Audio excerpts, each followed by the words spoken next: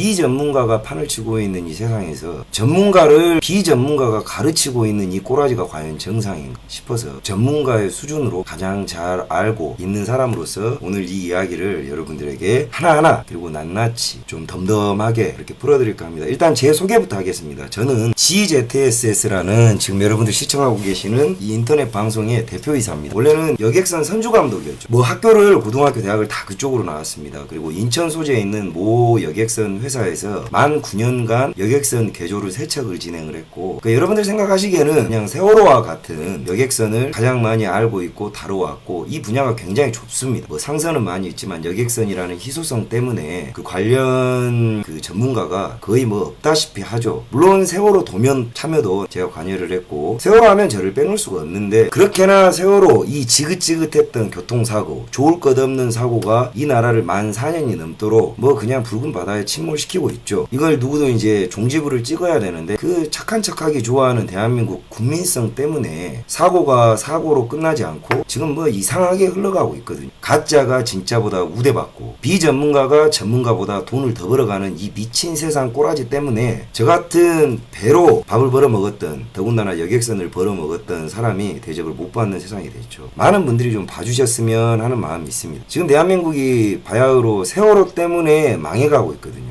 좀 아셔야 됩니다. 제가 여러분들에게 질문을 좀 던져보겠습니다. 김제동, 김어준, 주진우, 심상철, 이종인, 문재인, 그리고 박지원, 추미애 포함해서 니들 여객선 잘 압니까? 일단 이 질문에 대답을 해야 합니다. 그리고 세월호 유가족분들, 여러분 여객선 잘 알아요? 제가 알기로는 노도 한 번 안 저어본 인간들이 아니 뭐 사고 나고 난 이후에 여객선들을 엄청 잘 알더라고요. 그러면 저같이 반평생을 뱃밥만 먹고 배를 위해 살고 배를 위해서 공부를 해왔고 그 여객선을 개조하고 운항하고 했던 이런 사람들은 도대체 뭐가 됩니까? 대한민국 국민 여러분들 어떻습니까? 그런 자격도 없는 비전문가들의 이야기가 마치 진리 있냐? 인터넷에 떠도는 이런 것들이야말로 명백히 가짜 뉴스죠. 이 방송을 민주당이 200 몇십 건을 국민들을 상대로 해서 정당 정치인이라는 인간들이 가짜 뉴스 TF팀을 구성해서 고소 고발을 했다고 합니다. 역사 이래 이런 정당은 없었습니다. 역사 이래 이런 정치인은 없었습니다. 여러분들은 뭔가 대단히 착각을 하고 계시는데, 정당 정치인이라는 건, 정치인이라는 것은 국민의 그 어떤 비판 앞에서도 겸허히 그것을 받아들이는 자세가 무엇보다도 중요합니다. 비판이 없는 정치인과 정당인들이 어떻게 국민을 위해서 일을 할 수 있겠습니까? 여러분들은 지금 민주당이 가짜뉴스라는 프레임으로 여러분에게 고소고발을 하고 있는 지금 작금의 실태를, 이것이야말로 명백히 주권 탄압이자 인권 탄압입니다. 근데 여러분들은 알고 계시지를 못해요.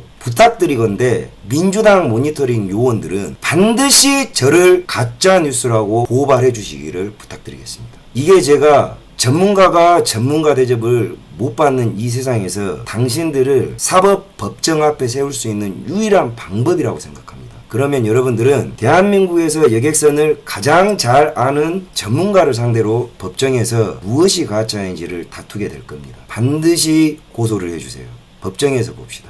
이 세월호 사고, 결론부터 말하면 교통사고입니다. 이게 새로울 게 없습니다. 하루에도 몇십 명, 많게는 몇백 명이, 그리고 세월호 사고 이후에도 어선이 뒤집혀서 사람은 죽어왔고 건물이 무너져서 사람은 죽어왔으면 자동차 사고는 자고 일어나면 일어납니다. 자고 일어나면, 그리고 꽃 같은 생명들이 우리가 모르는 사이에 죽어나가고 있어요. 세월호가 이 사고보다 많이 특별한 사고인가? 절대 그렇지 않습니다. 특별할 것이 없는 사고지만 많은 꽃 같은 학생들이 죽었고 그 학생들이 구조가 될 수 있었음에도 안타깝게 죽었기 때문에 그토록 오랜 시간 동안 모든 대한민국 국민들이 한 부모와 같은 마음으로 유가족을 포함 꽃처럼 자라진 그 아이들을 위로했던 겁니다. 거기서 멈췄어요. 대관절 이 사고에 어떤 정치인이 들어올 틈이 있었고, 이 300명의 아이들과 일반인들의 소중한 목숨을 가지고 누가 이것을 정당 정쟁화 시켰는지를 여러분들이 알아야 합니다. 우리는 거짓이 판치는 세상에 살고 있어요. 우리를 속이는 자가 누군지를 명백히 알고 지금 현재 세상이 이성과 감성이 대립하고 있는 세상에 여러분들은 살고 있습니다. 착하다고 세상이 나아지지 않습니다. 착한 척 한다고 해서 이 세상이 좋아지지를 않아요. 때로는 잔인해야 할 때도 있고 냉정해야 할 때도 있습니다. 안타깝지만 국익을 위해서 앞으로 나아가야 할 때가 가끔은 있는 겁니다. 그렇지만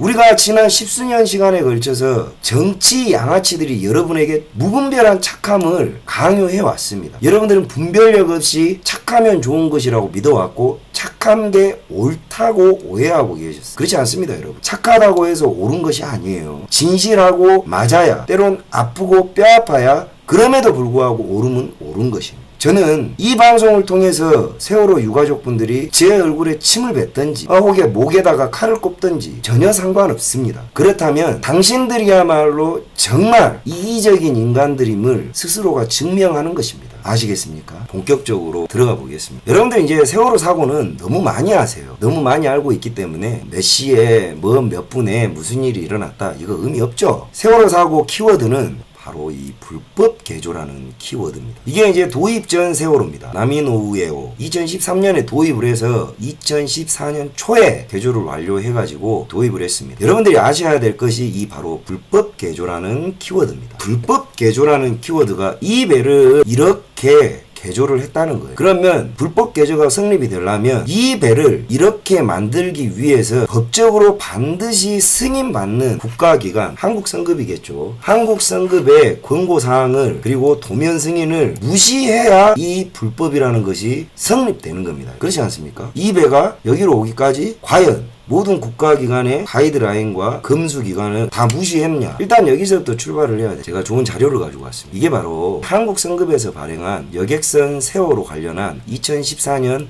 5월 검사 보고서입니다. 이건 오해입니다. 보시면 여객실 증설 및 선수램프 제거에 따른 보건성 평가, 제조 후 등록 검사, 최대 승선인원, 여객선 증설 이 모든 차량 적재수와 평형수는 보시면 이런 도면을 통해서 이 도면을 제가 참여를 했다는 겁니다. 개조를 뚝딱뚝딱 용접을 하기 전에 이런 도면 검토를 통해서 한국성급에서 시뮬레이션을 통해 가지고 많은 인원이 도면을 봅니다. 오리지널 도면이고 이 이후에 이렇게 될 것이다. 가도면을 내고 가승인을 내고 현장에 내서 완료 도면까지 굉장히 오랜 시간이 걸리죠. 직접 승인했고 아무 문제 없습니다. 즉 여기서 팩트체크, 세월호는 불법 개조가 맞는가? 팩트는 세월호는 적법한 절차에 의해서 개조가 완료된 합법적으로 개조된 배다. 이해하셨죠? 자, 그러면 불법 개조라는 말은 어디에서 만들어졌냐? 기자들이 만들어낸 겁니다. 여러분들은 기레기 천하에서 지금 살고 있는 거예요. 말이 삼권 분립 세상이지 말 그대로 입법, 사법, 행정 아무 필요 없습니다. 고소도 기자가 하고 판결도 기자가 합니다. 심판도 기자가 합니다. 모든 것들은 기자에 의해서 시작되고 기자에 의해서 끝납니다. 이 불법 개조 키워드 또한 기자가 불법이라 하니 이게 불법이 돼버린 겁니다. 그렇지만 그 기자가 여객선을 잘 아냐? 아니 배를 잘 아냐? 노도 안 져본 놈들이 태반입니다. 배를 몰라요. 배를 모르는데 사고가 났대. 사고가 났으니 기사는 써야 하는데 개조를 했대. 얘들 머릿속에는 그냥 단순히 이겁니다. 아, 배가 개조를 해서 사고 났는데 좁게 적법하게 개조를 했으면 사고 날 리 없잖아. 그러니 불법 개조인가 보다 하고 보도를 내면 그게 불법 개조인 겁니다. 자, 이렇게 불법이 들어갈 틈이 없어요. 그 배는 여객선이 개조가 이루어지기 전까지 설령이 노후됐다고 하는데 배는 50년도 씁니다. 관리의 문제예요. 중국에서 만든 배 5년 쓰다가 녹슬어버려서 버리는 배가 태반입니다. 그렇지만 일본에서 만드는 배들은 30년짜리도 괜찮아요. 설령의 문제가 아니라는 거죠. 근데 노후선박 불법 개조 하니 국민들 수준에 듣기 좋더라 해서 불법 개조가 된 겁니다. 실상은 배 한 척을 도입해서 투입하기까지 개조를 하는 과정이 굉장히 오래 걸립니다. 도입을 하기 이전에 도면 검토 작업을 먼저 합니다. 이 배가 가지고 있는 적정한 퍼포먼스 디테일을 보고 이 배는 이런 식으로 이런 항로를 통해서 이렇게 운용될 겁니다 라고 해서 도면 검토를 거쳐서 도입 승인이 떨어지면 그 배를 가져와 가지고 개조 가승인을 냅니다. 개조 가승인을 내더라도 끝난 게 아니에요.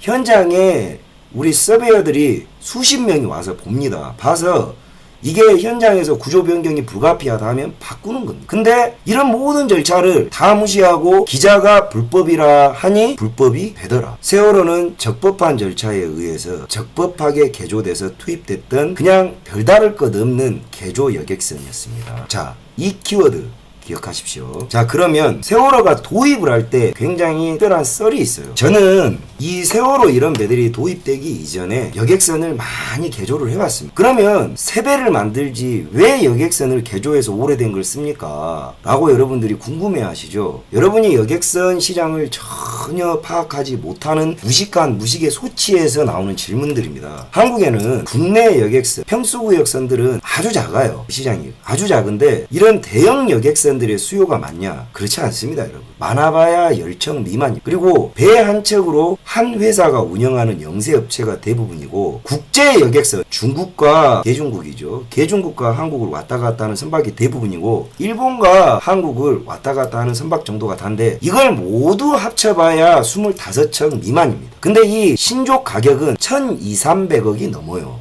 한 척. 그러면 1년에 기껏 해봐야 100 몇십억의 매출을 올리는 선박이 10년 벌어야 갚는 이 배를 기껏해서 10년 운용해봐야 또 배를 바꿔야 될 텐데 이 채산성상 이게 안 되는 겁니다. 그러다가 그만큼 장사가 잘 되냐? 그렇지 않아요. 그래서 효율을 따지다 보니 당연히 성능 좋은 배들을 일본에서 가져와서 항로에 맞게 개조를 해서 쓰는 것이 이 업계의 상식입니다. 당연히.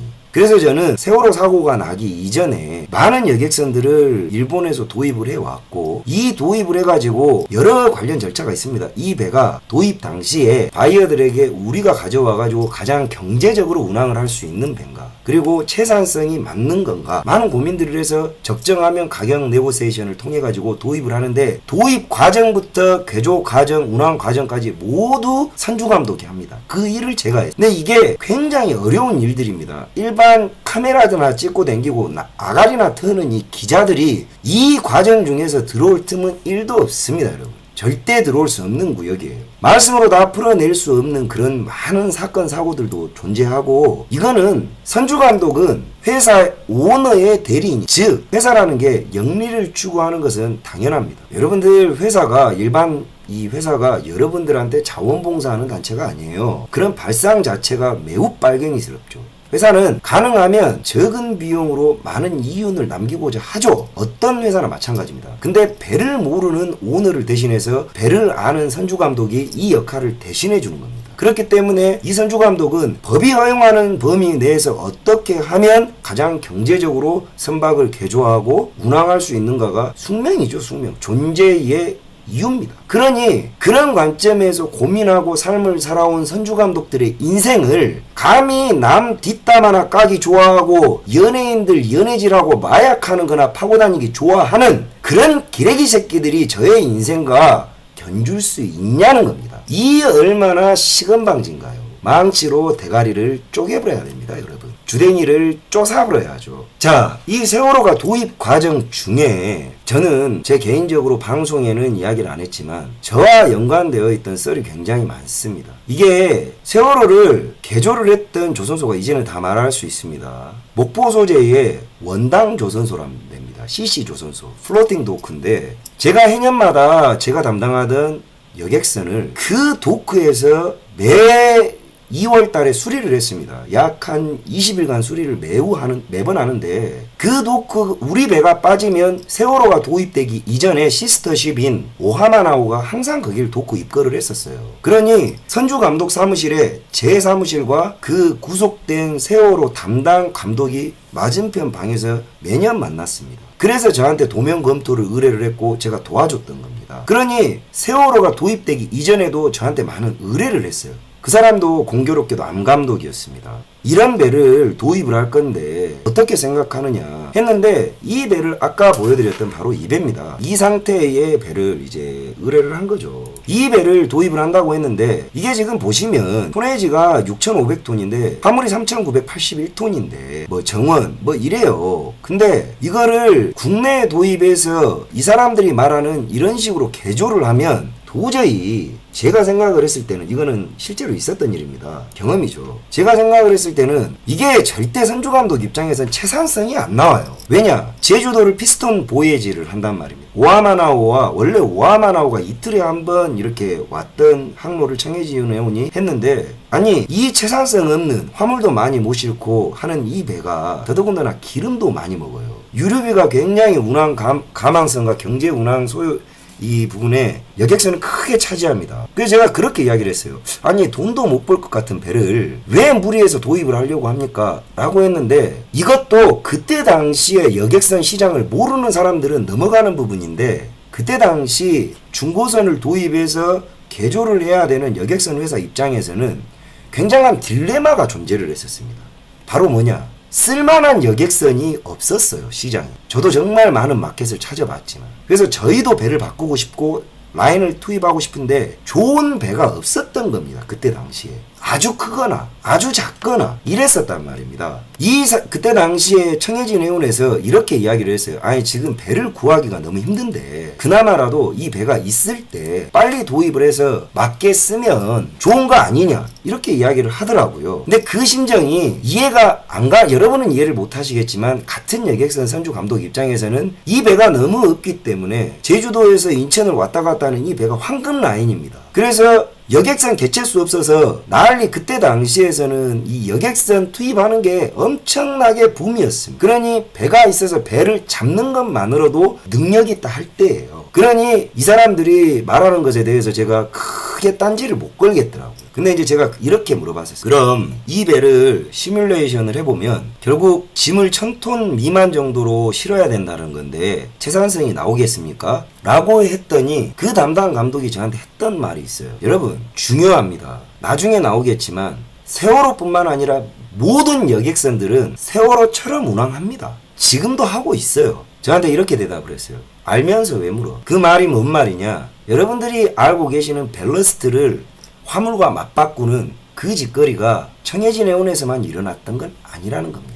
거기에서만 그렇게 하는 게 아니라 그게 곧 관례입니다. 관례. 즉 승인은 980톤으로 받지만 2500톤 실게 만들겠다. 만드는 게 아니죠. 싣고 다니면 된다. 안 들키면 된다. 이게 바로 이 바닥에서 이거야말로 양심 고백이죠. 전 가장 잘 압니다. 오늘 이 방송이 앞전 제가 다니던 회사에 공격을 받을 수도 있겠고 또 많은 불편한 이 대한민국에서 세월호 사건을 묻어버리고 싶어 하는 사람들이 공격을 할 겁니다. 예, 저는 기독교인입니다. 의인이 딴 곳에 있지 않아요. 반드시 해줘야 할 말은 해야 하는 겁니다. 그것이 여러분들 듣기 불편하더라도 상관없습니다. 자, 그래서 이 배가 도입될 때부터 문제가 되는 과정 그리고 밸러스트 이 부분을 감안하고 그냥 묵인하고 다닐 것이다 라는 거는 솔직히 모두 알고 있었어요. 아울러서 그 세월호뿐만 아니라 이 배와 같은 회사에 있는 오하마나호 그 배도 그렇게 운항했습니다. 여러분 생각해 보세요. 자동차 화물 운전을 하시는 분들은 잘 알 겁니다. 예를 들어서 우리 화물 자동차에 10톤의 추를 이 화물차가 전복되지 말으라고 자동차 셔시 밑에 달아놨다고 생각을 해봐요. 화물차 운전기사들. 그러면 여러분이 50톤 정도는 실어야 돈을 벌어먹는데 이 10톤이 매번 여러분들한테 100만원의 돈을 벌어준다고 치면 여러분들은 그 추를 떼겠습니까? 안 떼겠습니까? 이런 질문을 해보셔야 돼요. 자, 그러면 우리는 정의와 착함이라는 거짓말에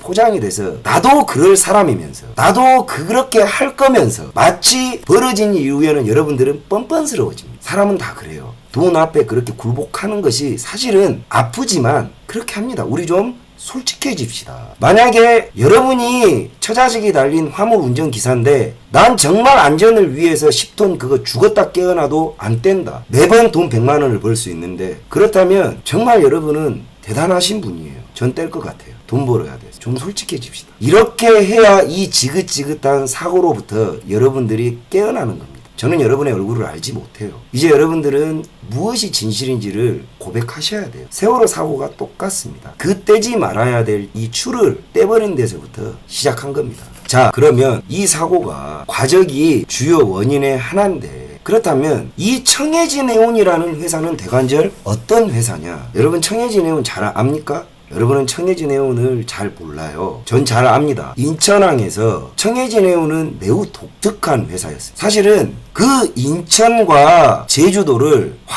여객과 화물을 실어 나를 수 있는 유일한 항로를 가진 회사가 바로 그 회사였습니다. 근데 다른 회사가 그 항로를 욕심을 내지 않았나? 10년간. 그렇지 않죠. 낼만도 하지 않습니까? 근데 유독 그 회사만이 그 라인을 가지고 있었습니다. 그 회사만이.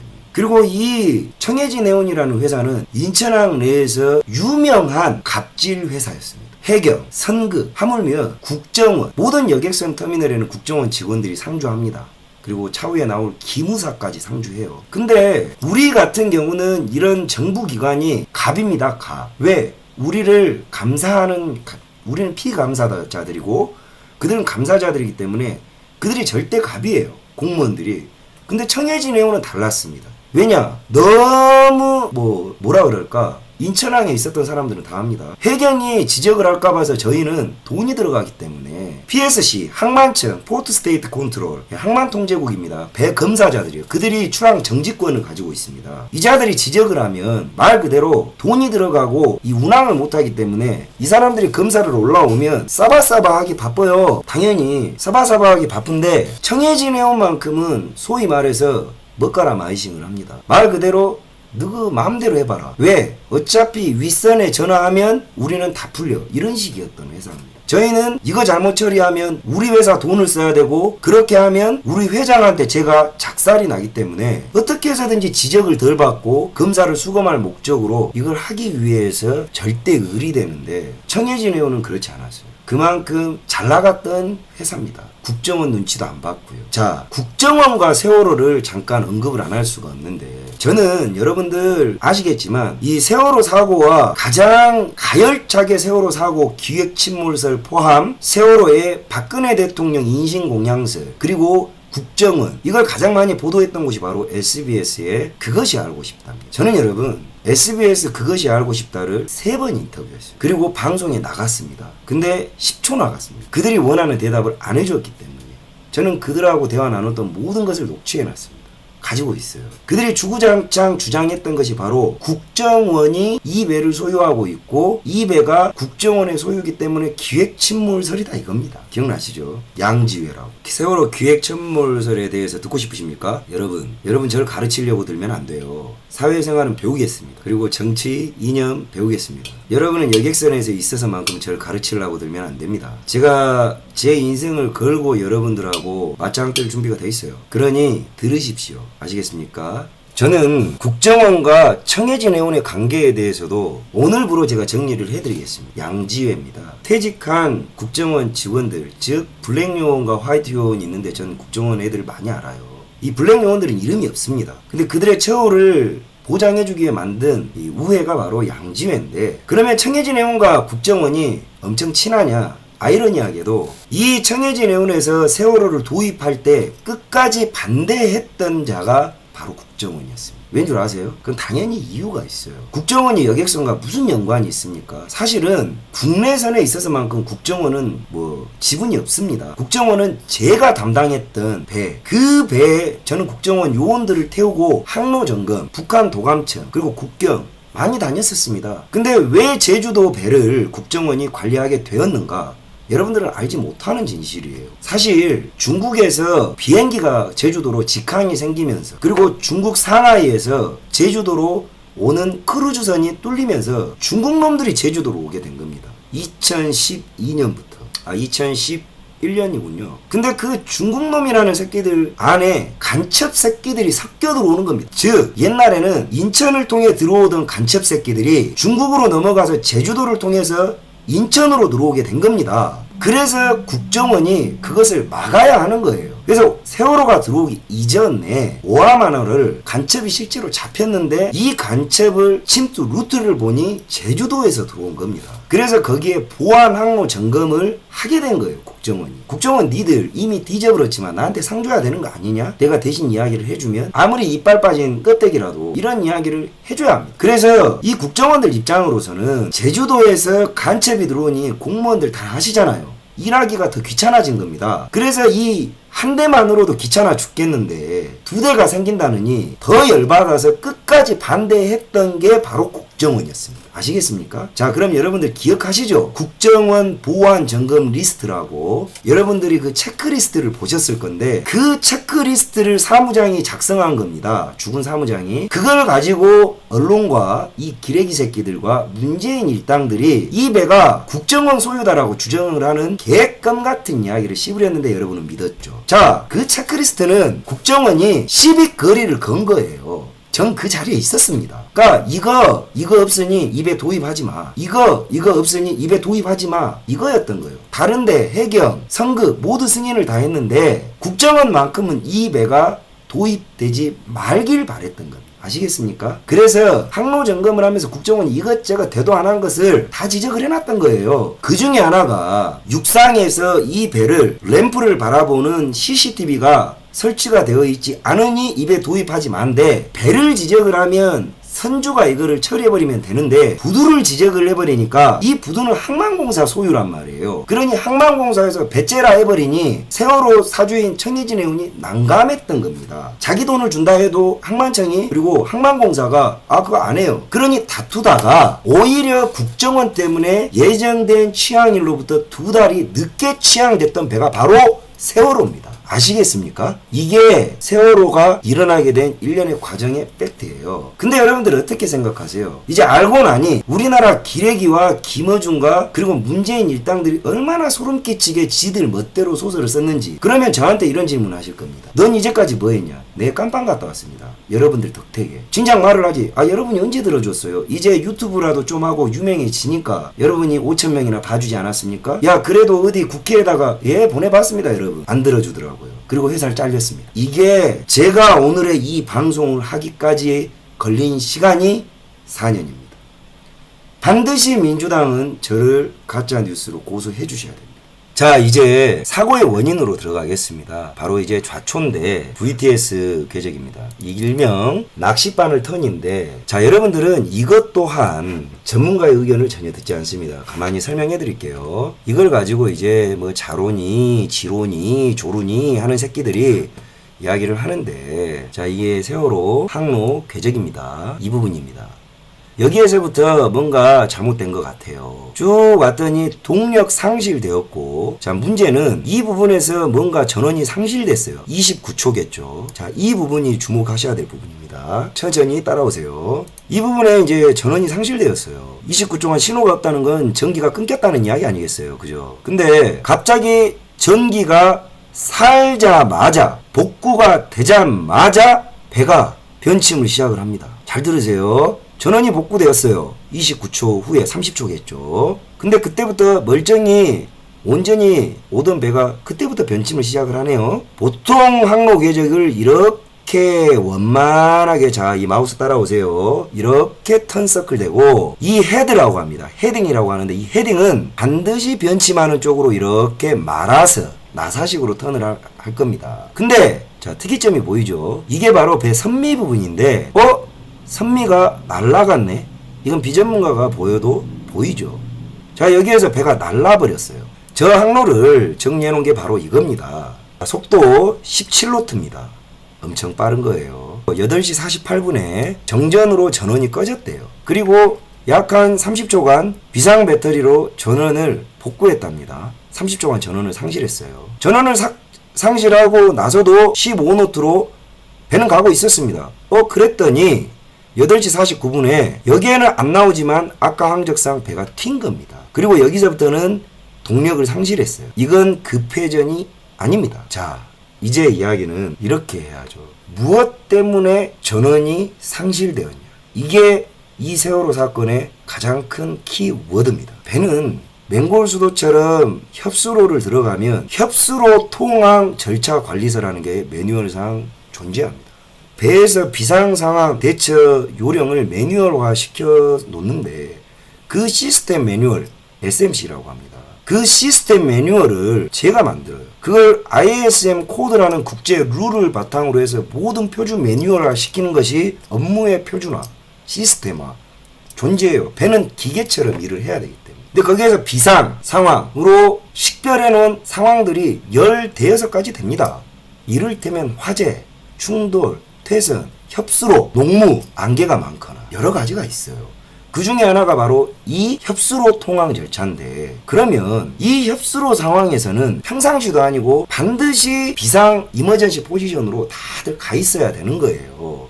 근데 이준석이는 배 집 방구석에서 자빠이 잤죠. 여기서부터가 에러인데, 그럼 평상시에 저 발전기가 꺼져도 문제가 될 텐데 비상 상황임을 인지하고 있는 상황에서 저 전원이 상실됐다는 건 명백히 저건 누군가가 저것을 조작했을 개연성이 있는 겁니다. 기획 침몰설은 여기에 들어가야 되는 거예요. 아시겠습니까? 누군가가 저 전원을 그때 당시에 당직 사령이, 당직 사관이 사망사라는 새파란 여자아이인데 이 아이는 비상대응 요령이 전혀 없는 애입니다. 자, 사망사 당직 시간에 조류 역조가 빠른, 그리고 대처 능력이 현저히 떨어지는 그 시간에 누군가가 발전기를 껐다. 그럼 당연히 사망사는 당황할 것이고 이 배는 사고가 난다. 이게 성립이 되는 겁니다. 그러면 저 발전기를 전원이 상실했다는 건 블랙아웃은 배에서 발전기가 꺼져야 합니다. 이준석은 방에서 잤어요. 자, 그럼 명백히 VTS 항적상, 그 다음에 VDR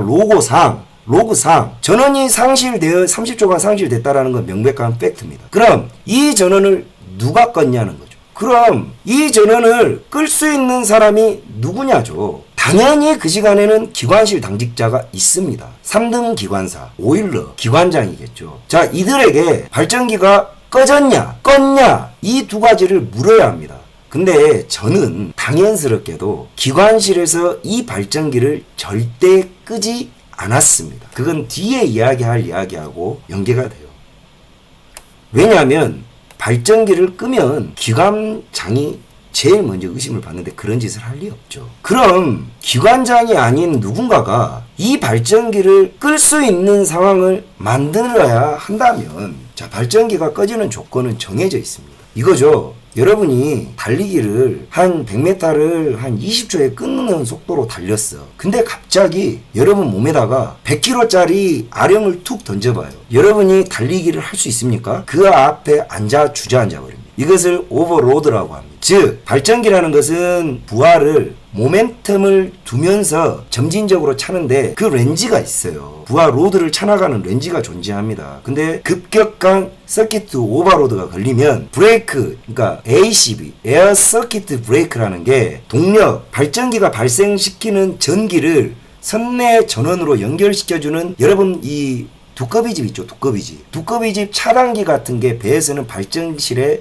기관실 컨트롤룸에 있습니다. 이걸로 병렬도 하고 하는 건데 이 서킷 브레이크가 떨어져 버립니다. 자, 그러면 이 발전기가 감당이 불가능할 정도의 부하라면 배에서 엄청나게 많냐? 글쎄요. 저는 댕방에 이것을 압축할 수 있습니다. 뭐냐? 배에서 고부하 장치라는 건 여러분들이 켜는 형광등요, 코끼리 발바닥의 개입니다. 코끼리를 자빨 때리려 그러면 코끼리를 죽일 수 있는 5한마 정도의 부하여야 하거든요. 그게 배에서 많지 않아요. 자, 윈드라스, 그 김어준이하고 신상철이가 씹으렸던 앵커 있죠? 앵커를 넣었다 뺐다 하는 그거를 캡스톤 윈드라스라고 합니다. 그 정도 장치. 자, 두 번째, 보우 스러스터. 배 앞에 보면 배를 붙일 때 프로펠러가 또 달렸어요. 이걸 전기 모터로 돌리는데 이거 고부하 장치. 보우 스러스터. 그 다음에 선미에 달린 똑같은 윈드라스. 그리고 크레인. 이것 정도가 고부하 장치인데 운항 중엔 얘들을 사용할 일이 없습니다. 없어요. 근데 딱 하나 존재합니다. 바로 스테빌라이저입니다. 이 스테빌라이저가 제가 설명을 드릴게요. 이게 이제 스테빌라이저인데, 자, 이게 배입니다. 이 부분이. 지금 좌연으로 기울었네요. 스테빌라이저는 무게추가 아닙니다. 날개예요, 날개. 지금 보시는 이게 바로 스테빌라이저. 이 날개인데, 자, 기억하십시오. 이 장치는 화물선에는 선주 옵션이기 때문에 굳이 달 이유가 없습니다. 자, 이게 날개인데 왜 배에 날개가 달렸어요? 이러죠. 여객선이기 때문에 이 날개가 달려 있습니다. 그러면 이 여객선에 달린 날개는 무슨 역할을 하나요? 여러분, 배가 화물이 입달린 게 여객선입니다. 화물이 입달린 게 여객선인데, 여객선은 파도가 치면 좌우로 흔들면 배멀미를 많이 하고 말 그대로 손해가 커요. 그러니 이 날개를 펴서 롤링 피칭, 배가 꿀렁꿀렁하는 것을 저감할 목적으로 이 장치를 법적으로 강제하지 않습니다. 고급 크루즈 선박, 군함, 기동성이 좋아야 하는, 그리고 급격히 평형을 유지해야 하는 특별한 선박, 그리고 여객선에 선주가 돈을 투자해서 이 장치를 답니다. 자, 그러면 이 장치는 밥 처먹다가 아무 때나 펴는가요? 그렇지 않습니다. 매뉴얼이 존재해요. 이 장치를 펴려 그러면 설명해 드렸다시피 첫 번째, 파도가 쳐야 합니다. 즉 배멀미를 할 정도로 날씨가 좋지 않아야 합니다. 그리고 두 번째로 속도를 반드시 줄여야 합니다. 왜냐? 이렇게나 빨리 가는 상태에서 이 날개를 펴면 어떻게 되겠어요? 배에 들어가 버리면 동요한단 말이에요. 그래서 스테빌라이저 운영 절차를 보면 메인 엔진을 슬로우 다운 한 다음에 충분히 속도를 줄여서 안전하게 스테빌라이저를 전개하고 전개각이 있어요. 전개각으로 충분히 한 다음에 이미 이 스테빌라이저를 펼 정도 되면 당연히 파도가 쳐서 난리가 났는데 저렇게 19노트 정도로 쏠 수 있는 배가 없겠죠. 그러니 스테빌라이저를 전개한다라는 건 배의 속도를 슬로우 다운하는 것이 같이 따라오는 겁니다. 누구도 저렇게 빨리 가는 배에서 스테빌라이저를 펴지 않는단 말입니다. 이걸 그 잘나신 세월호 특조위가 저한테 반박해야 돼요. 이 스테빌라이저는 멀미를 저감시키거나 동요를 저감시키지 않는 목적으로는 펼래야 펴지도 않고 이 스테빌라이저를 펴면 된방에 무엇이 손해인가? 저항이 늘기 때문에 기름값이 많이 들어서 이거를 이렇게 폈다 회사에서 그 선장 잘립니다. 기름만 있었다고. 된방에 어브로그라고 적는데 매항차 사용 기름을 회사에 보고합니다. 근데 회사에서 이 스테빌라이저를 펴고 한 항차 다녀왔는데 기름을 20톤을 더 먹어요. 톤당 얼마입니까? 그러면 왜 기름 더 먹어서 조사가 들어갈 것이고 모르고 스테빌라이저를 폈습니다. 그 항해사 잘립니다. 아시겠습니까? 자, 근데 이게 좀 골 때려요. 이게 지금 여객선에서 보여지는 스테빌라이저. 보시면 이게 이제 여객선입니다. 여객선의 이 스테빌라이저예요. 이렇게 펴져요. 보셨죠? 다음, 이게 세월호 사고 당시의 선박 선체 모습입니다. 이게 뭐 같습니까? 이게 뭐 같아요? 이게 세월호 스테빌라이저입니다. 아무도 이 스테빌라이저를 궁금해하지 않습니다. 그 잘난 김어준과 신상철 이 씹새끼들은, 신상철이가 선박 전문가라고요? 그 선장도 못 달고 선장을 달아봐야 그런 새끼들은 전문가 축에도 못 깁니다, 여러분. 페인트 칠이나 하던 선장 새끼들이 뭘 알아요? 이게 이번에 건져 올린 세월호입니다. 이게 뭡니까? 아직 펴져 있는 겁니다. 자, 그럼 이야기를 되돌아가겠습니다. 여러분은 무엇에 속았냐? 이 발전기가 블랙아웃 된 건 19노트예요, 정확히는. 그리고 문제는 거기에 이걸 더해야 됩니다. 우리가 순조와 역조의 차이를 알아야 하는데, 순조는 배가 가는 방향으로 뒤에서 밀어주는 조류입니다. 역조는 앞에서 들어오는 조류예요. 이 맹골수도라는 위치는 제가 선박생활, 기관장 생활 할 때 거길 자주 다녔는데 순조도 위험하고 역조도 위험합니다. 왜냐하면 조류가 빠르면 타가 안 먹어요. 타가. 조향이 잘 안 먹습니다. 2도 돌리면 10도 돌아가는 게 이 조류 때문이에요. 당연하겠죠. 이 물리를 좀만 알면 알겠죠. 유체공학을. 근데 17노트인데 역조가 6노트인 곳에서 17노트는 잔잔한 바다의 17노트하고는 완전 틀립니다. 무슨 차이냐? 기존의 17노트 플러스 부하 6노트를 치고 나가는 거예요. 이쪽에 밀고 있는 걸 밀어서 17노트를 냈다라는 건 이 배가 평상시보다 평상시 70%로 운전을 한다 그러면 앞에서 밀어내는 역조를 치고 나가는 건 이 배가 평상시보다 90%의 엔진 출력을 사용하고 있었다는 겁니다.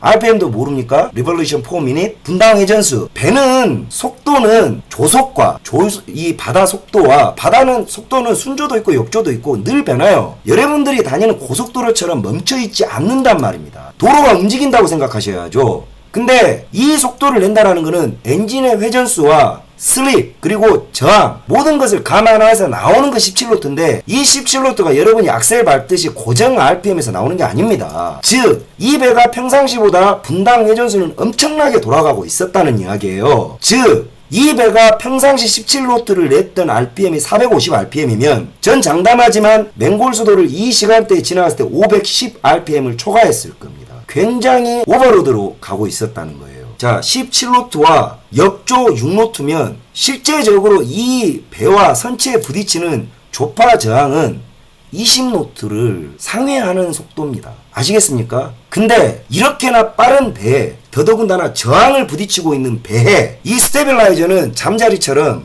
말 그대로 몸에 붙어 있는 겁니다. 선체에. 근데 이거를 편다. 어떻겠습니까? 그런 저항을 속도 하나 줄이지 않고 모두 이겨내는 힘이 필요합니다. 맞습니까? 아닙니까? 평상시보다 줄여도 힘들고 부하를 많이 먹는 장치인데 평상시보다 월등히 엄청난 힘의 저항이 당연히 있었을 거예요. 자, 여기서부터는 제가 상상을 해보겠습니다. 왜냐? 이 세월호 사고는요, 기술만 안다고 갈 수 없어요. 이 선원들이 가지고 있는 특유의 정서들을 모두 알아야 합니다. 분명히 누군가가 이 스테빌라이저를 펴질 이유가 전혀 없는데 폈단 말이에요. 그자가 범인입니다.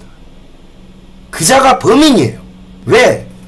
그 맹골수도에서 스테빌라이저를 펴야 될 이유가 기술자의 입장에서 단 1%라도 있었다면 전 그냥 업무상 재해라고 할 겁니다. 그날 날씨는 너무 좋았습니다. 파도가 치지 않았어요. 근데 왜 스테빌라이저를 펴죠? 이 범인을 세월호 특조위는 알고 있어요. 또 설명드릴 겁니다. 이걸 편 겁니다. 폈어요. 편이 발전기가 블랙아웃 된 겁니다. 당연히 블랙아웃이 안 될 수가 없어요. 꺼져버렸겠죠. 블랙아웃이 되면 엔진은 돌아갑니다. 엔진은 돌아가고 24V짜리 전원이 들어와요. 그리고 비상발전기가 바로 서키트 연동이 돼가지고 58초 정도 걸리는데 이 배는 좀 빨랐어요. 보통 1분 이내에 전원 비상 이머전시 제너레이터가 돌아가서 ACB까지 투입되는 걸 1분 이내로 하라고 레귤레이션상 정해놨습니다. 근데 이 배는 좀 빨랐죠. 30초니까. 근데 이 비상발전기는 이 배는 뒤집히기 전까지 여기 이 당시에 블랙아웃 됐던 메인 제너레이터는 복구 안 됐을 거예요. 안 된 채로 가라앉은 거예요. 이건 기관장이 고백해야 합니다. 말 그대로 최소한의 동력, 그리고 최소한의 엔진, 그리고 조명만을 복구할 최소한의 저는 복구 장치인 이머전시 제너레이터만 자동적으로 복구된 거예요. 그러면 이 기간의 30초간의 브릿지에 있었던 사망사는 어떻게 됐을 것 같습니까? 이 점 중요합니다. 사람 심리가 개입되는 점. 분명히 멀쩡히 맹골수도를 들어가서 초임 사망사기 때문에 굉장히 그 여자애 지금 빨리 와야 돼요. 얘 석방됐어요. 너 고백해야 된다. 너 이 여자애 지금 석방됐습니다. 내가 얘를 찾을 거예요. 아시겠습니까? 좌하고 우고 없어요. 정신들 차리셔야 돼. 여러분이 긴장한 사망사 여자아이였다고 생각해봐요. 얼마나 식은땀이 났겠어요. 근데 갑자기 전원이 꺼졌어. 바로 패닉이 왔을 겁니다. 소리를 질렀겠죠. 난리를 쳤을 거라고요. 자, 근데 같이 있던 나이 많은 조타수 입장에서는 이게 새로울 것이 없어요. 왜? 발전기 꺼지는 거 이 사람 배 30년 타는 동안 한두 번 겪어본 거 아니거든요. 그래서 이 여자아이가, 여기는 제 그냥 추론입니다. 이 여자아이가 발광하는 것이 굉장히 짜증스러웠을 거예요. 더더군다나 충분히 이게 가능한 게 이 선박은 사관과 부원으로 나누는데 대학을 졸업한 초임 사망사는 군대로 치면 소위예요. 소위. 근데 얘는 병장이야. 뭐 원사라고 쳐.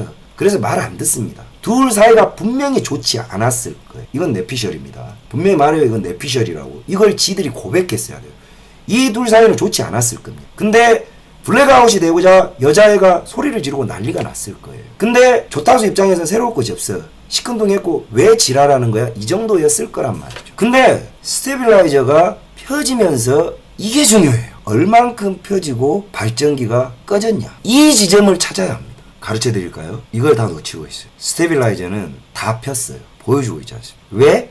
비상발전기의 전원으로는 스테빌라이저를 펼 수 없습니다. 그러면 기동하다가 펴졌다면 저 180도가 되지 않아요. 펴진 기동 한 채로 저 배는 가라앉아 있어야 됐습니다. 다 폈어요. 자, 그러면 뭐 때문에 꺼졌지? 다 폈는데 너무 이걸 잘 안다는 거예요.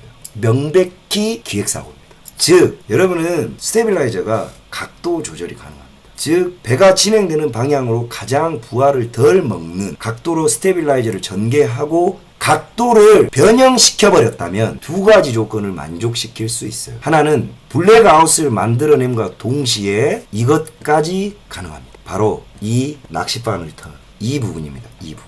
선미를 날려버린 거예요. 이 각도는 조타기로 도저히 만들어낼 수 없는 각도입니다. 어떻게 만들어내죠? 전국에 계시는 화물선 선장님들, 이 배가 이렇게 원만히가 아니라 이 선미가 이 각도에서 날아가 버렸습니다. 그냥 사실은 여기에서 이 정도의 각도로 거의 90도 이상을 날아갔어요. 선미가. 제가 행동으로 보여드릴게요.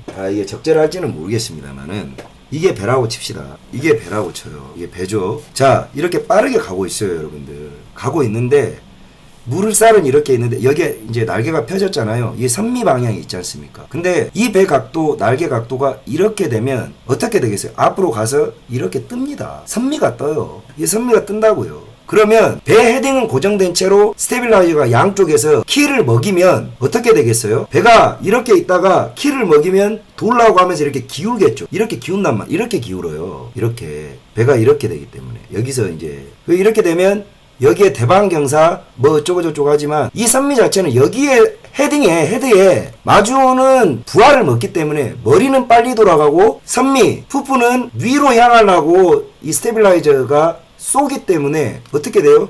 헤딩은 박히고 선미는 들어 올려지고 튕겨버리는 겁니다. 이렇게. 이해가십니까? 이게 어려워요? 이건 시뮬레이션으로 100% 증명이 가능해요. 즉 자동차를 앞브레이크를 잡아놓고 후륜을 돌리는 역할하고 똑같은 겁니다. 그래서 이 낚싯바늘 턴이 가능한 거예요. 이걸 갖고 김어준이가 엔카를 꼽았네 어쩌네 지랄을 하는데 엔카는요 엔카로 배를 침몰시킬 정도 되려 엔카 그냥 끊어져요. 이 콧구멍 파는 거하고 똑같아요. 저 미친 새끼들 자로니 뭐니 여기가 그래서 날아간 겁니다. 다시 한번 설명드릴게요. 자 이렇게 갑니다. 분명히 말씀드렸어요. 역조입니다. 이렇게 오고 있고 이 배는 미친듯이 밀어요. 자 여기에서 이렇게 미는데 배 키를 평상시처럼 5도를 썼는데 어떻습니까? 5도를 썼는데 미는 힘이 많으니 스테빌라이저는 펴진 채로 스테빌라이저 각도가 틀어져 있었다면 여기는 이 선수 헤드를 누르고 이렇게 틀면 여기에 대방 경사가 생기기 때문에 여기는 짓눌러지는 힘이고 여기는 빨리 올라가라는 힘 때문에 선미는 들리고 이렇게 튕깁니다. 자 이것도 이해가 안 되면 그냥 가서 문재인 펜칼 넣으시고요. 우리 아들도 이해한 겁니다. 자동차 좋아하시는 분들은 앞 브레이크를 밟아놓고 후륜으로 이빠이 엑셀 밟은 거하고 똑같은 겁니다. 자 그렇게 했더니 배가 이제 2차적으로 이렇게 해서 이 낚싯바늘 변침 과정은 충분히 누군가가 기획이 가능하겠어요? 안 가능해요? 누가 스테빌라이저를 폈냐? 일항사입니다. 전 100% 일항사예요. 그건 아무나 못합니다. 그 인간이 사주를 받은 자라면 그건 기획 침몰이에요. 그 인간이 정말 업무상으로 이 짓을 할 이유가 1도 없어요. 그럼 이거를 예를 들어서 단순히 3등 항해사가 이 스테빌라이저를 폈다? 그러면 3등 항해사의 업무상 실수냐? 난 3등 항해사가 폈다는 것도 못 믿겠지만 그렇다고 해서 이 스테빌라이저가 이 좌초 아직 전복 아닙니다. 좌초의 원인을 비켜갈 순 없는 겁니다. 세월호 유가족들은 보고 싶은 거를 보지 마세요. 애들이 죽었잖아요. 여러분 추리 같습니까? 전혀 그렇지 않아요. 제가 10년 동안 이 바닥에서 밥 처먹고 했던 일이 바로 이 일입니다. 자 그렇다면 좌초는 왜 됐는가? 그럼에도 불구하고 이 배가 사실은 이 난리를 치더라도 절대 넘어갈 수는 없었어요. 여기 불행이 하나 또 있어요. 짐을 안 묶었네. 짐을 묶어야 되는데 넘어가니 안 묶은 짐들이 쏠려서 자빠졌네. 그거는 화물 고박하는 회사가 문제인데 사실은 모든 여객선들이 왔다 갔다 피스톤 보이지를 하면 그렇게들 해온 것까지 이해를 해요. 아 근데 웃기네? 뭐가 웃기냐? 이 화물 담당자도 1등 항해사입니다. 우연치고는 정말 우습지 않습니까? 자, 이런 배가 날랐는데 짐을 안 묶어서 짐이 한쪽에 쏠렸습니다. 화물 담당자는 누굽니까? 1항사입니다. 그러네. 좋습니다. 그렇게 해서 여러분들이 아시다시피 배가 이렇게 넘어갔어요. 여기까지를 좌초라고 합니다. 그러면 모든 배들이 이런 상황처럼 좌초가 되면 사람이 죽느냐? 아니죠. 그렇지 않습니다. 그냥 이 상태에서 빠르게 애들을 군안 구조해버리면 돼요. 근데 정말 해경이 이 부분에 대해서 여러분들이 이해를 못하실 부분이 좀 있습니다. 뭐냐면 사실 이 세월호 사고는 이것만 아니었다면 그냥 애들이 놀래고 말 일이에요. 수학여행 갔다가 배 사고 나서 깜짝이야 하고 배로 구조될 때 물에 젖었다 나와서 끝날 일인데 이게 논리와 경험이 충돌하는 과정이 존재합니다. 뭐냐면 바로 해경이 이 부분에 대해서 원죄를 진 겁니다. 뭐냐? 이 배가 좌초는 됐지만 뒤집힐 거라는 생각은 아무도 안 했었습니다. 전복의 원인이 이런 좌초를 당하고 나서도 배가 전복되기는 정말 힘든데 퍼머넌트 베러스트라는 게 이 역할을 합니다. 자, 이 퍼머넌트 베러스트가 뭔지를 또 설명을 드려야 하는데 이거예요. 간단합니다. 어려울 거 없어요. 저 어렵게 설명하는 놈 아닙니다. 자, 이 간단하게 이야기를 해서 무게중심이죠. 이 부분이라고 보시면 돼요.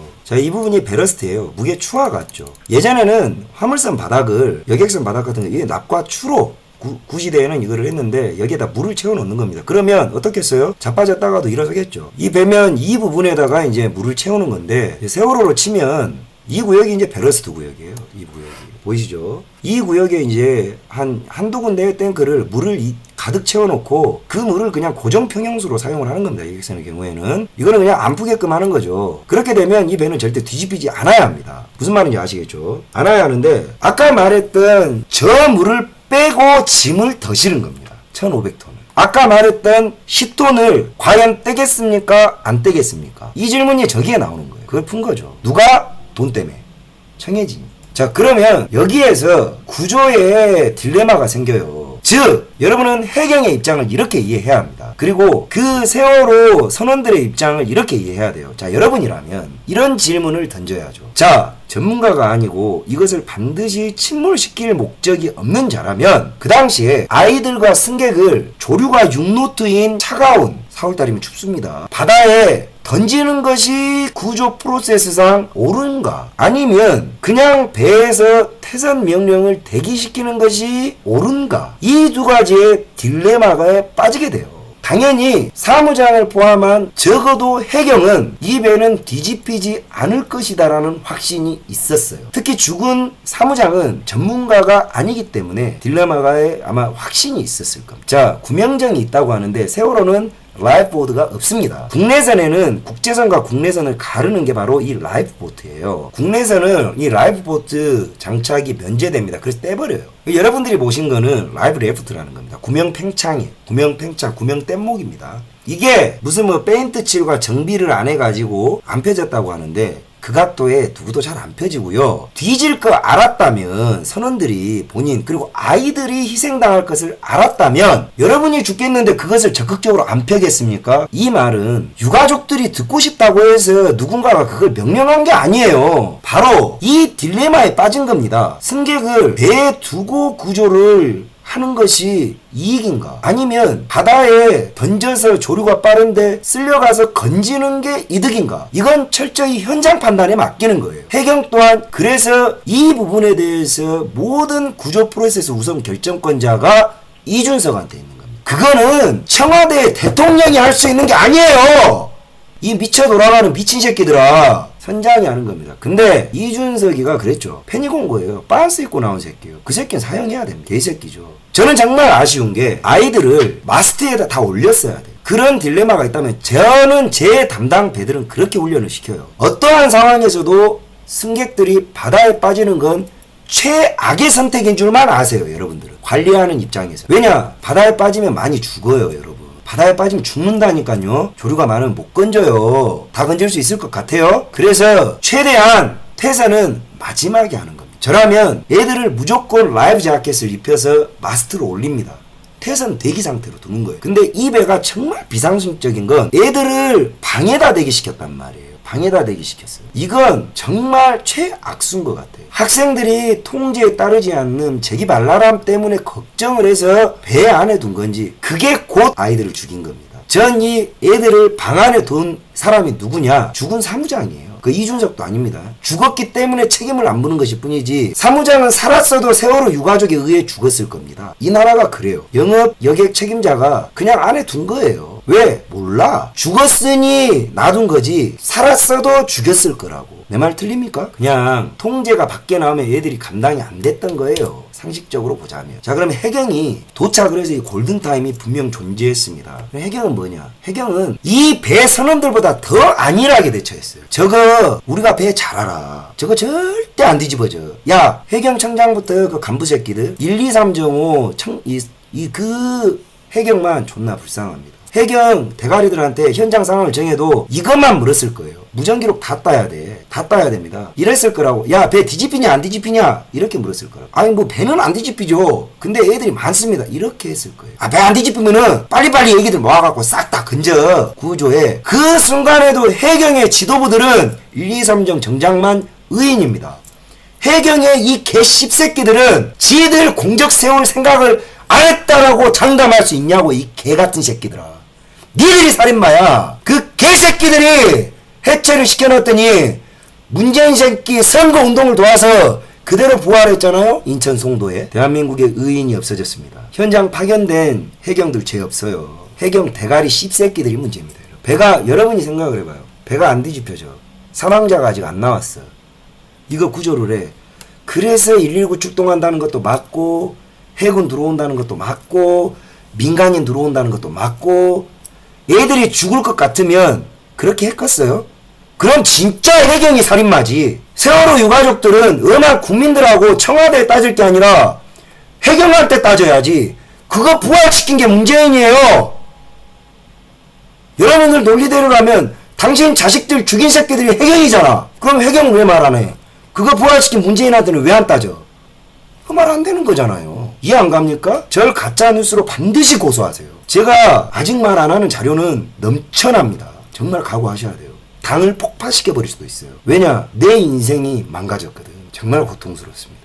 사는 게 사는 게 아니었고 죽는 것만 못했어요. 어딜 가서도 일을 할 수 없었고 어딜 가서도 쓰레기 소리를 들었고 누구도 제 말을 들어주지 않았습니다. 한이 쌓였어요. 저는 해경이 이 배가 뒤집혀서 애들이 죽을 거라는 확신 없었을 거라고 봅니다. 당연히 이 배는 명백히 뭐 그냥 저렇게 하다가 구조하고 우리가 공적 세우자 이 정도가 해경의 역할입니다. 근데 아까 말씀드린 그 퍼머넌트 바라스트를 짐을 실기 위해서 빼버렸기 때문에 부력 저지선을 초과해서는 오히려 이 빈 물탱크가 물고기의 부레처럼 3분 걸렸습니다. 오히려 배를 들어 올린 겁니다. 그래서 빨딱 뒤집힌 거예요. 그래서 자 해경도 당황했겠죠. 그 모습이 이렇게 지금 이 부분이 여기에 물이 차고 이제 이게 물고기의 불의 역할을 하는 저지선입니다.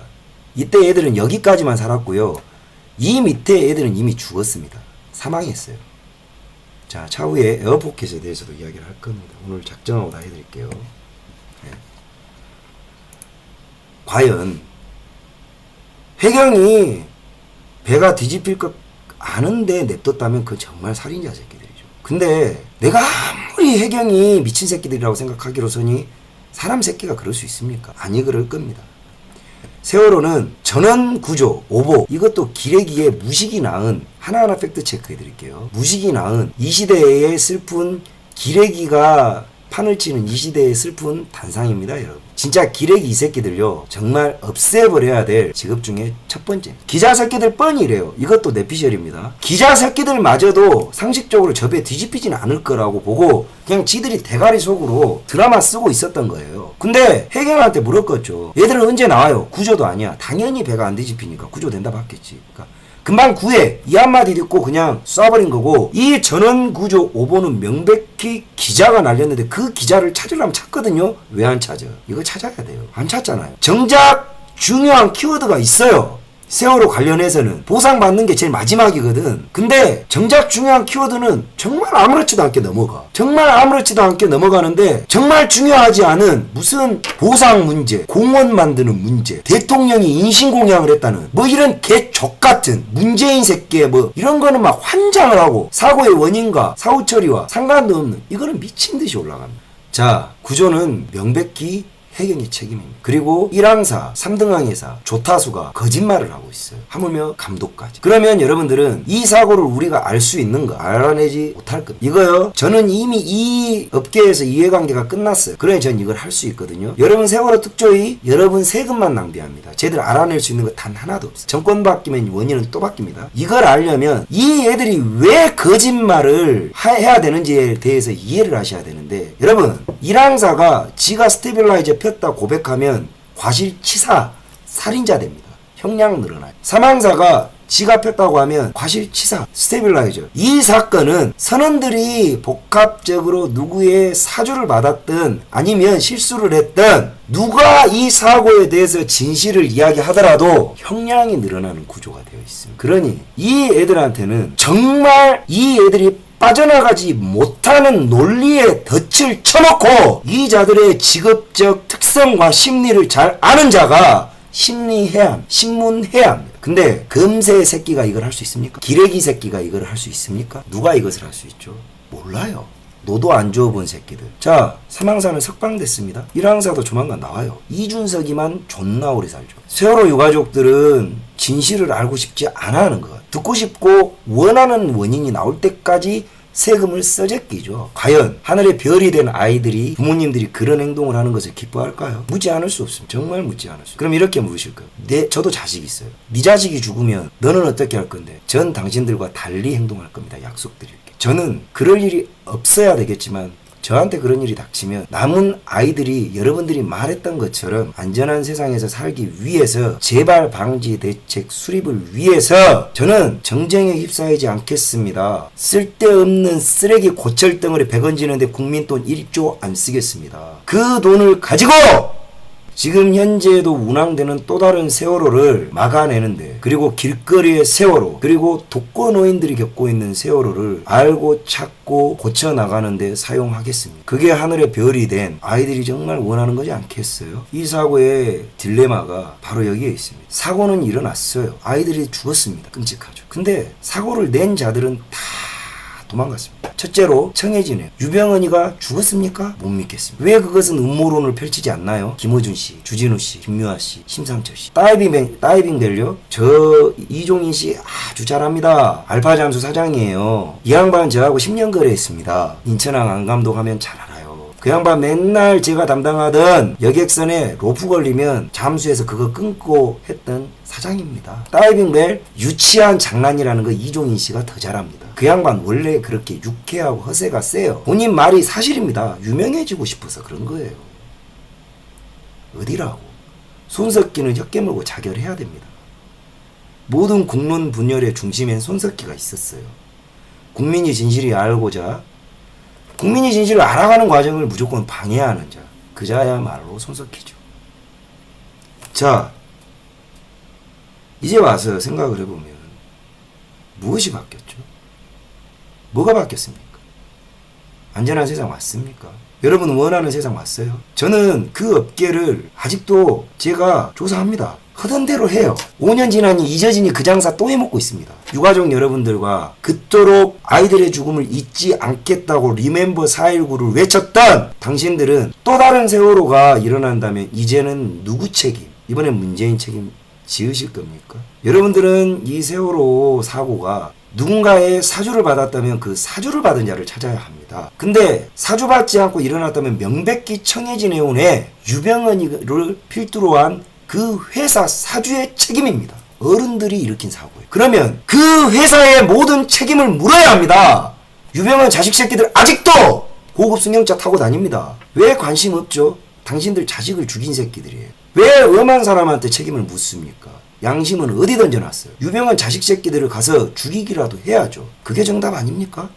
근데 이 사회가 정작 죽인 새끼들이 명백히 존재하는데 그 새끼들을 보지 말라고 합니다. 유가족 여러분, 국민 여러분, 이상하지 않습니까? 세월호 사고 누가 일으켰습니까? 박근혜 대통령입니까? 뭐 때문에요? 이 사고 나서 탄핵당했어요. 당신들 같으면 이런 사고 나서 정치적 부담이 날 게 뻔한 대통령이 이 사고를 일으켜야 될 이유를 단 한 가지라도 저한테 보내주세요. 검토해보겠습니다. 사주를 했다면 아이들을 죽여서 이득을 보는 자들이어야만 합니다. 사주를 했다면 이 사고가 나서 면책을 받고 기회를 얻을 수 있는 자여야만 합니다. 이것이 어렵습니까, 여러분? 왜 속고 계십니까? 왜 역겨운 정치 양아치들에게 농락당하고 계십니까? 자, 그러면 보여드리겠습니다. 이 사고의 명백한 범인은 저는 문재인이라고 봅니다. 진범이에요. 사고를 일으킨 자는 이자가 아니라도 지금 우리가 역겨워하는 이 세월호 사고의 진범은 문재인입니다. 증거가 있습니다. 이게 바야흐로 파산 관제인입니다. 유상라, 유혁기, 유섬라는 유병언의 승계인, 즉 유산 상속자들이고 이 파산과 관련해서 파산 관제인은 문재인이었습니다. 파산 관제인이라는 것은 면책의 특권도 주고 말 그대로 빚 잘 받아내라 책임을 줬는데 웬걸 문재인이가 안 하네. 문재인이가 돈을 받아야 되는데 문재인이가 돈 받을 생각이 없어서 못 받았습니다. 문재인 씨한테 물어야죠. 문재인, 당신 정말 유병언 몰랐어? 근데 어떻게 파산관제인이 돼? 근데 파산관제인이 돼서 왜 유병언의 빚을 안 걷었지? 그리고 왜 면책시켜준 거야? 근데 문재인은 단 한 번도 유병언을 모른다 그랬어요. 자, 그럼 돌아가겠습니다. 누가 세월호 사고를 유병언의 책임으로부터 감추어야 하는가?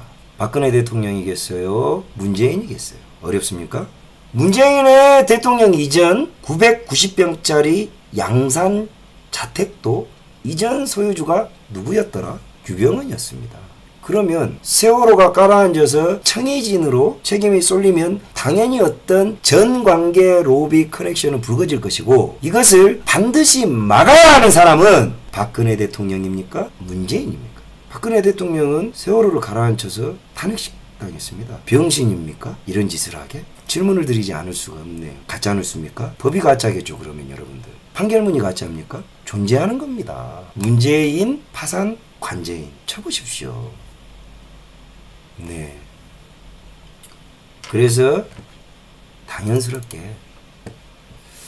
여러분들은 속고 계셨던 겁니다.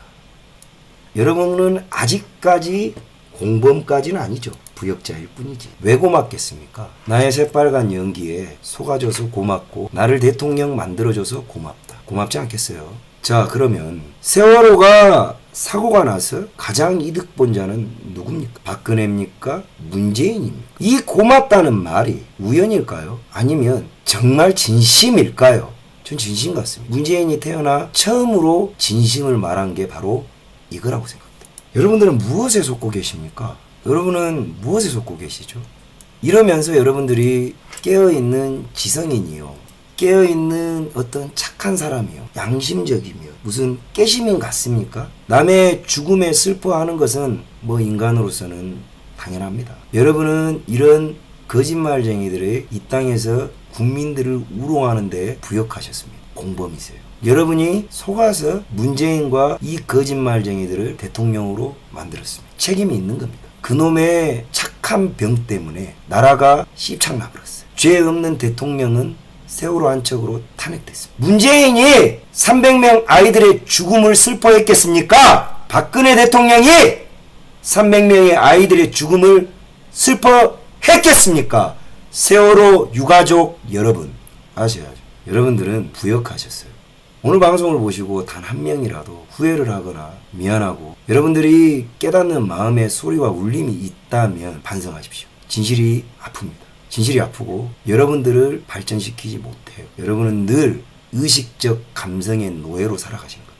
여러분은 자존감이 있다 착각할지 모르겠지만 여러분들이야말로 감성의 노예 이런 놈들에 의해서 저는 어쩌다가 이 나라가 이런 정치 양아치들의 손에 이렇게 상식이 없는 세상이 됐는지 모르겠습니다. 이런 자들이 정말 훌륭한 군인을 죽였습니다. 바로 이재수 사령관님이신데 이분에게 세월호 사고 당시에 민간인을 사찰했다는 거예요. 여러분 기무사는요 사찰이 아니라 당연히 이런 국가 재난 상태에서는 유가족이 따라 죽으면 어떻게 합니까? 유가족을 누가 해하면 어떻게 합니까? 기무사는 당연히 군인으로서 명령에 충실하게 오히려 세월호 유가족들을 보호할 목적으로 했습니다. 근데 윤석열을 포함한 문재인 일당들은 이재수 사령관님을 이건 명백한 살인입니다. 자, 이제 와서는 여러분들이 알으셔야 되는 게 이 자들은 세월호를 살인의 도구로 쓰고 있어요. 즉 무엇이든지 세월호와 관련해가지고 자기들의 정적 제거를 하기 위해서 그냥 사찰이라 하니 사찰이 된 겁니다. 죽었어요. 이제 저도 세월호와 관련자니 적폐다해서 죽이면 죽인 겁니다. 그러면 이제 와서는 세월호 유가족 포함 세월호 패거리들이 이 불안당이 된 거예요. 누구든 당신들 마음에 안 들면 세월호 마패를 들이대면 죽여야 합니까? 아이들은 사고로 죽었지만 당신들은 살인을 저지르고 있는 겁니다. 이게 뭡니까? 이게 뭐하는 짓거리예요? 여러분은 안녕하실 것 같습니까? 이런 새끼들에게 절대 안녕하지 않아요. 저는 이 똑같은 잣대가 왜 지금 명백히 문재인 정부에 민간인 사찰을 했다고 하거든요. 감찰과 사찰, 경계가 분명히 존재합니다. 이 개 같은 새끼들은 여러분 감찰과 사찰이 틀려요. 적절한 예를 들어드렸는데 여러분이 청와대 감찰 이 사람이 길거리 돌아다니다가 민심을 듣고 취합을 해서 보고를 하면 그건 그냥 감찰이에요. 사찰은 특정인을 두고 타겟을 집어서 특정 사안에 대해 목표를 가지고 수사를 하면 이를테면 저를 두고 뒷조사를 해도 그거는 민간인 사찰입니다. 본인들에게 반대를 한다고 해서 뒷조사를 하는 건 불법이에요. 근데 이 친구들은 아무렇지도 않게 이 불분명한 경계를 본인들에게는 이런 유전자가 없다는 괴랄스러운 농담으로 넘어갑니다. 자 여러분, 그럼 여러분들은 어떻게 장담할 겁니까? 이 자들의 여러분들을 사찰하지 않고 지켜보지 않고 언젠가 여러분들에게 유죄의 덫을 씌울 거라는 것을 어떻게 장담하죠? 장담하실 수 있으세요? 저는 적어도 문재인이 대통령이 된 이후에 근 2년간 국정 운영은 안 하고 두 가지에 매몰됐다고 생각합니다. 하나는 북한 발악이, 그리고 하나가 무분별한 민간인 정보 취합인데 이게 목표가 있습니다. 지금 문재인 무슨 짓을 하죠? 나라를 김정은에게 넘기고 있어요. 이건 명백합니다. 눈을 뜨십시오. 그러려면 가장 중요한 게 바로 이 대한민국 땅 안에 친 김정은 인사와 반 김정은 인사를 가려서 나중에 죽일 자들을 색출해야 되고 분류해야 될 거 아닙니까? 그러기 위해서 무분별한 사찰은 광범위하게 당연히 이루어졌을 겁니다.